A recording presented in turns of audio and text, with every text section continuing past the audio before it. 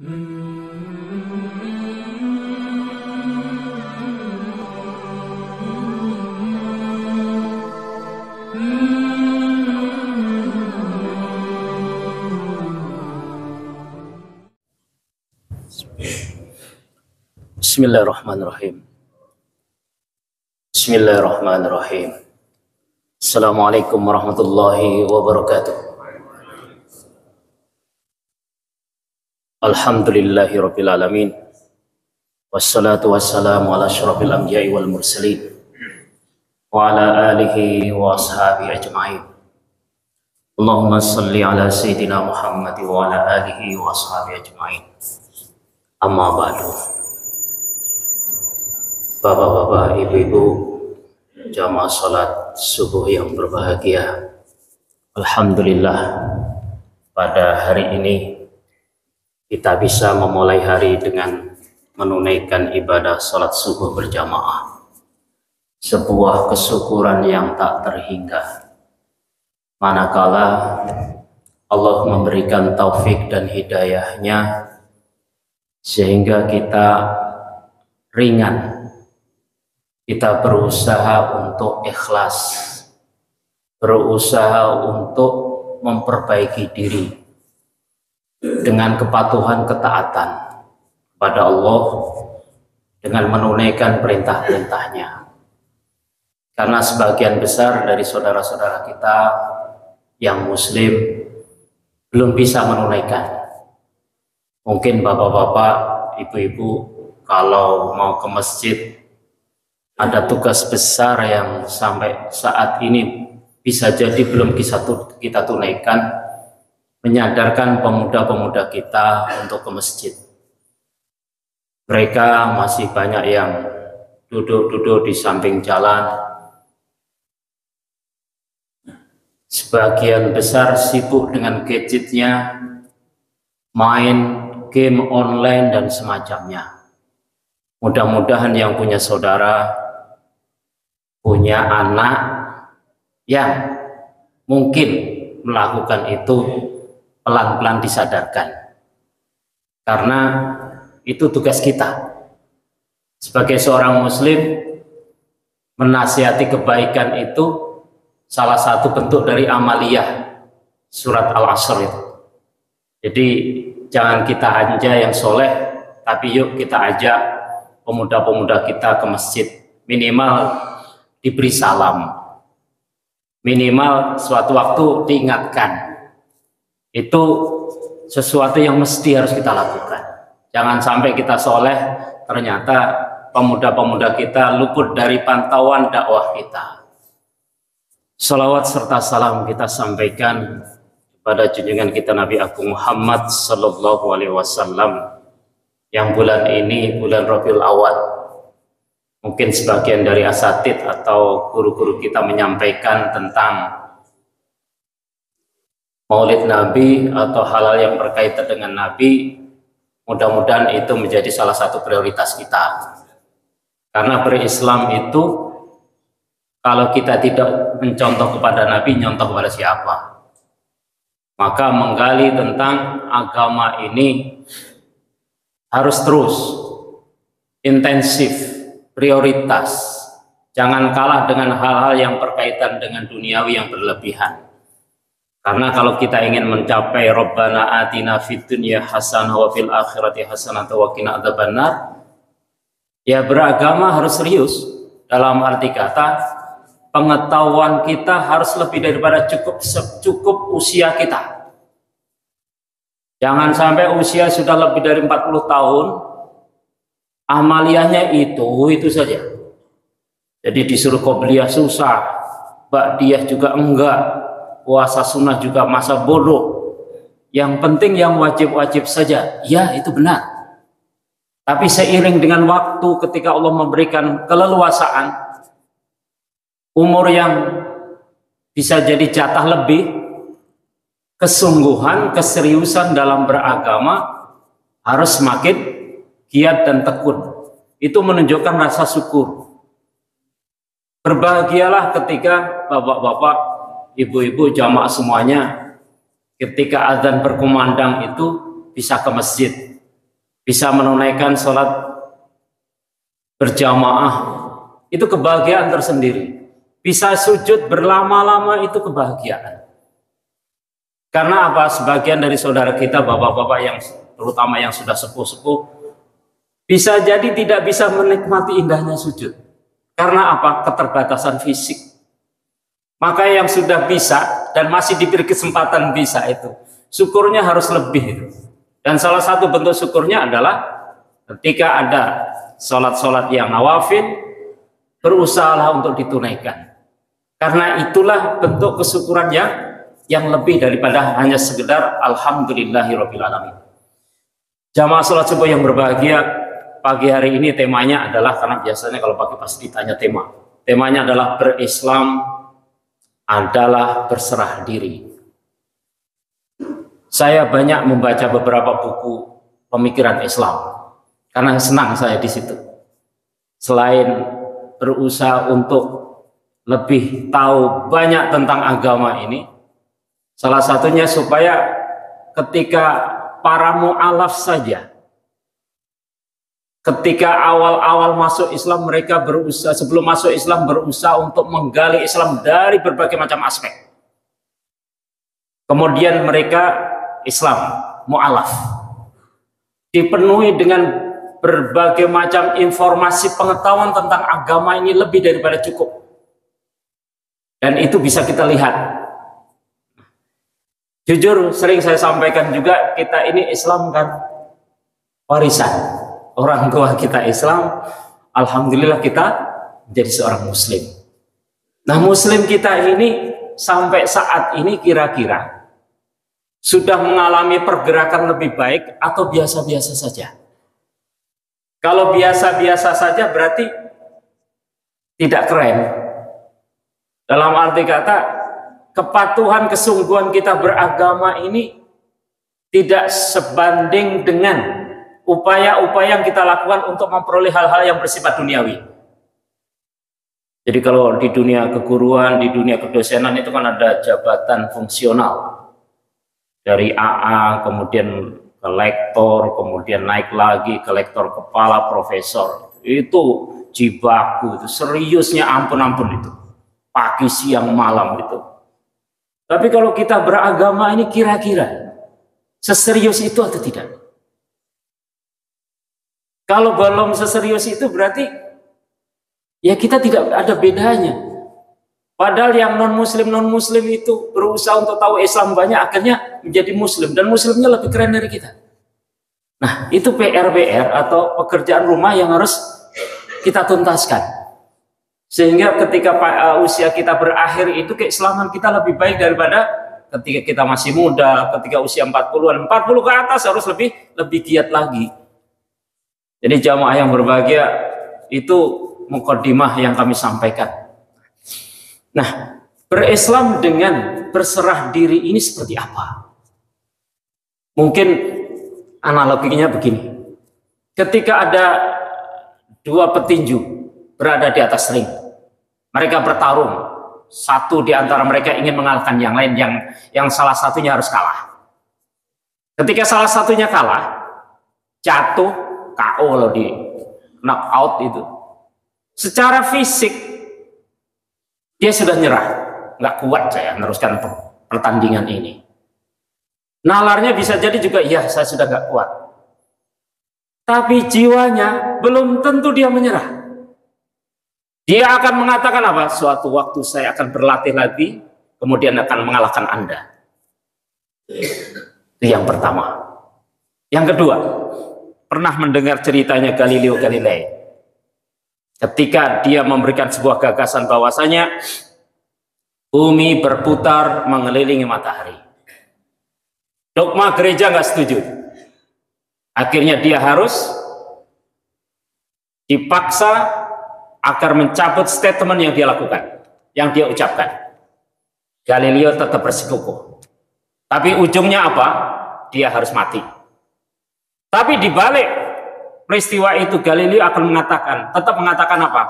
Meskipun saya mati, bumi tetap akan mengitari matahari. Itu menunjukkan apa? belum totalitas dalam penyerahan diri. Yang ketiga, pernah mendengar Bapak Ibu mendengar peristiwanya Ammar bin Yasir dan kedua orang tuanya. Ketika awal-awal masuk Islam, kedua orang tuanya harus dibunuh mati.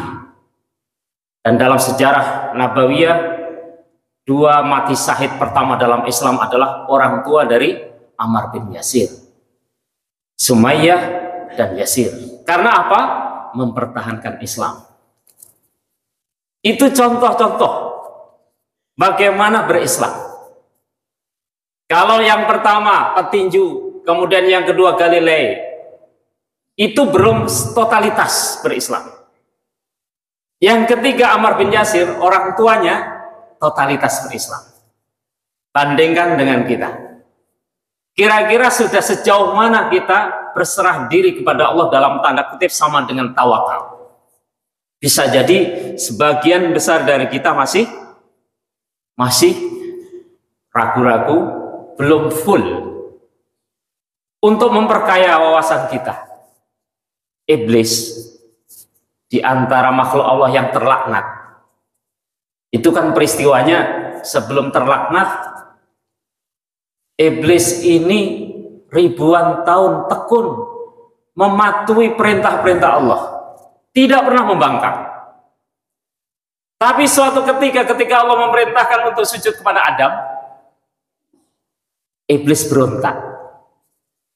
Pengetahuannya banyak tentang keesaan Allah, mengakui Allah itu esa, Allah itu satu, mengakui. Tapi ketika ada satu perintah untuk sujud kepada Adam, dalam tanda kutip penghormatan kepada Adam, bisa jadi dia mengatakan, sorry ye, saya nggak mau. Ternyata itu dalam Quran dikatakan, qala ma mana'aka alla tasjuda id amartuka qala ana khairun minhu khalaqtani min nar wa khalaqtahu min tin. Syekh Abdul Halim Mahmud, salah seorang Syekh Grand Al-Azhar, di situ ada kata-kata id, alif di bawahnya ada hamzah zal. Kata-kata id itu menerangkan bila mana iblis ketika itu berpikir sejenak, jeda waktu tidak lama, kemudian dia mengikuti, mematuhi perintah Allah untuk sujud kepada Adam, maka Allah pun tidak menerimanya. Jadi kata huruf dua itu ternyata punya banyak tafsir. Inilah keindahan Al-Quran. Jadi bapak-bapak mudah-mudahan semakin tekun mempelajari tafsirnya. Jadi kata-kata id saja, bila mana iblis ketika itu berpikir sejenak, kemudian mematuhi perintah Allah untuk sujud, Allah tetap nolak. Allah tidak menerima sujudnya. Karena apa? Allah pengen totalitas. Kemusliman itu, keislaman kita ini harus baik. Bahkan kualitasnya harus lebih baik dan semakin baik. Maka setiap Jumat kita diingatkan kan itu. Ya ayyuhalladzina amanu udkhulu fisilmi kafah. Wahai orang-orang yang beriman, masuklah ke dalam Islam secara utuh, sempurna. Tidak boleh sepotong-sepotong, setengah-setengah. Dimulai dari apa? Dimulai dari jiwa kita. Jadi kalau jiwa kita ini muslimnya baik, biasanya akan berpengaruh pada nalar sama fisik. Nalar sama fisik.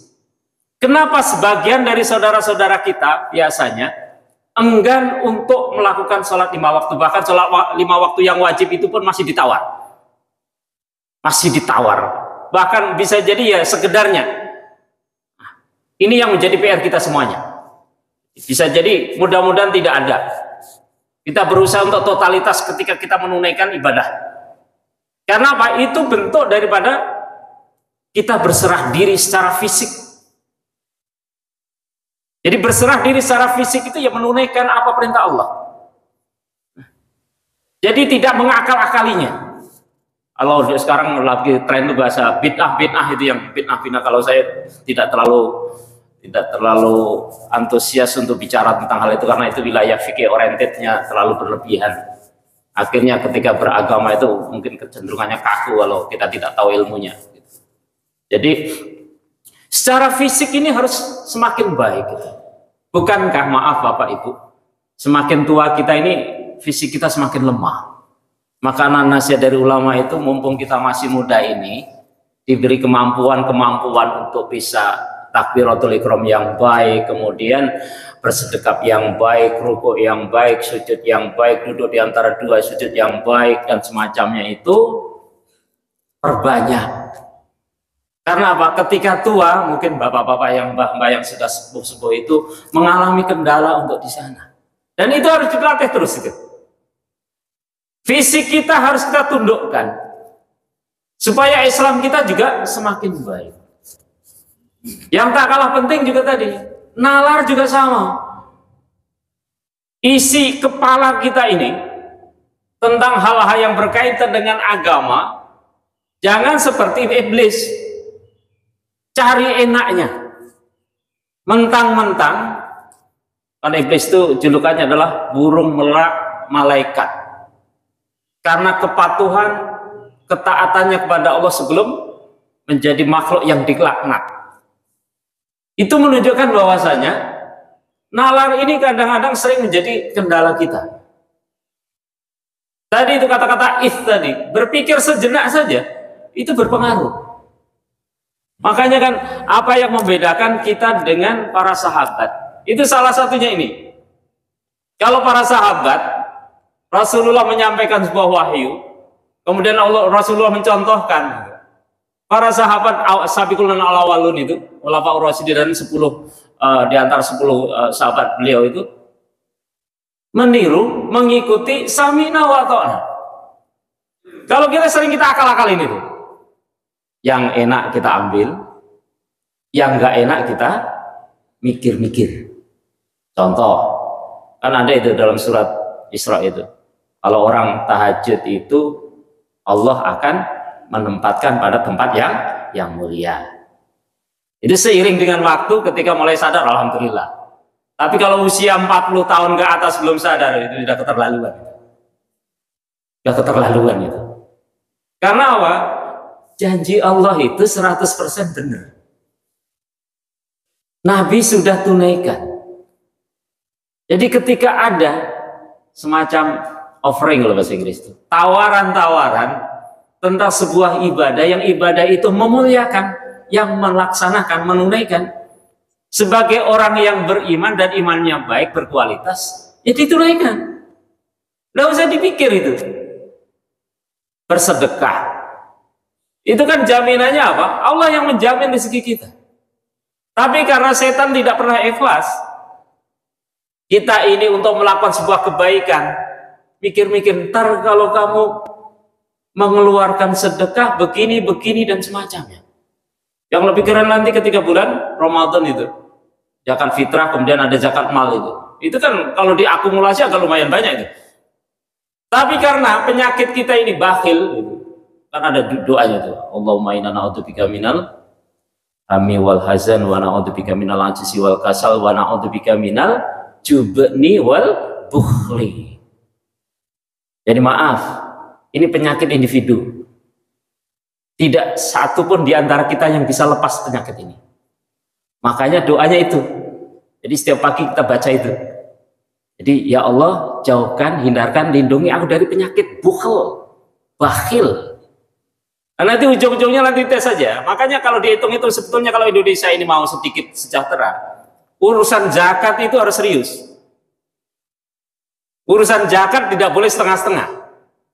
Makanya kan hadisnya, Qurannya kan khudh min awwali shadaqatan, ambil itu. Maka yang kaya-kaya, maaf yang secara hartanya banyak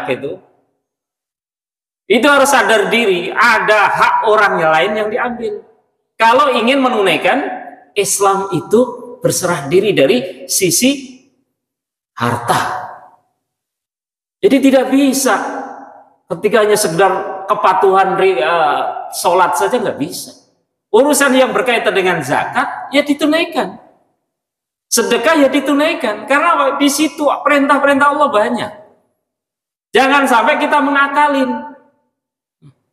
Jadi untuk menundukkan akal kita yang sedikit kreatif ini kreatif otaknya. Jadi karena akal itu kan sebetulnya kalau orang yang akal beneran itu kan ada sebuah syair yang mengatakan al-akil yakfihi bil isyarah. Orang yang berakal itu cukup pakai isyarat. Yang akalnya sehat, okay? Tapi kalau akalnya nggak sehat, dibentur-benturi dengan berbagai macam masalah, kadang-kadang sebuah penderitaan musibah, dia nggak ngeh juga. Nah itu akalnya belum Islam itu. Nah supaya akal ini Islam gimana? Maka kalau dalam pelajaran akidah usuluddin dikatakan ada petunjuk yang keempat itu yang super sangat penting, apa? Hidayatullah. Hidayatullah itu apa? Ya agama. Makanya setiap kita habis sholat, nas'alukal huda wat tuqa wal afafa wal ghina. Yang ada dalam sholat apa? Ihdinas siratal mustaqim. Itu doa yang luar biasa itu. Jangan dianggap remeh itu. Karena kita selalu minta petunjuk kepada Allah agar perjalanan hidup kita ini selalu dalam petunjuknya. Dan Islam kita bukan hanya yang bersifat ritus-ritus sholat dan semacam itu wajib. Tapi kita harus tundukkan kepala, isi kepala ini agar tidak mengakalin. Karena berbagai macam problem-problem kehidupan ini salah satunya adalah meletakkan isi akal, nalar di atas petunjuk agama. Itu sangat berbahaya. Sangat berbahaya. Salah satunya apa? Kalau dalam bentuk sosial kita enggan untuk melakukan hal-hal yang berkaitan dengan sosial. Contohnya tadi, kayak sedekah, kayak zakat. Makanya orang-orang Islam itu seharusnya menyelesaikan problematika sosial kemiskinan itu salah satunya dengan zakat.